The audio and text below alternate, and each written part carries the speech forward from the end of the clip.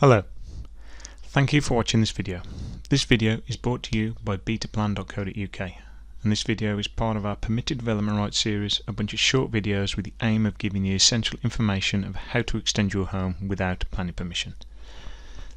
This video is the second part of the single story rear extension, specifically looking at large extensions, namely up to 6 to 8 meters in depth, also known as a large home extension. These are above the permitted development right allowance, and it's advised to watch part 1 before watching this video. If we take a look, we've got a small site layout scenario showing various house types and a typical urban layout. We know that we can do a single story extension off the rear elevation of a terrace or a semi-detached of 3 meters and 4 meters off a detached house. To extend further than the allowance, there are various elements that need to be considered. If we indicate a 6 meter extension on the centre house, we can see the difference between the smaller versions. If we take a look at the block plan of the site, we can see the position of the extension on the house and in relation to the surrounding houses. So for a 3 meter and for a 6 meter. Any size over the permitted development size up to 6 meters on a terrace or semi-detached, or up to 8 meters on a detached house requires a prior notice application to the local authority. This isn't a householder application, but it is an application. There is a fee, there is a timescale and a process carried out by the council once the application is submitted.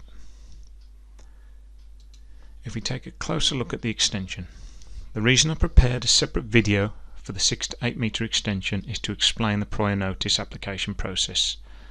This does mean an application form, a drawing of at least a block plan showing the position of the extension, a fee, which is normally half the planning fee, need to be submitted to the council. The main reason for this is to allow the council to consult the attached neighbours. This gives the neighbour the opportunity to comment on the proposal. If your neighbour raises concern or objection, the local authority will be required to determine if the proposal's impact on the amenity of all adjoining properties is acceptable, and based on this, whether or not it can go ahead. They can refuse this application. Only the neighbours consulted are the ones adjoining the property. Highlight here, that would be on the boundaries. The application cannot be done retrospectively, it has to be done prior to commencement. As discussed, the extension can be up to 8 meters off a detached house and 6 meters off a semi-detached terrace or link detached. Here we indicate the 8 meter extension. And here I indicate a 6 meter extension on a semi-detached house.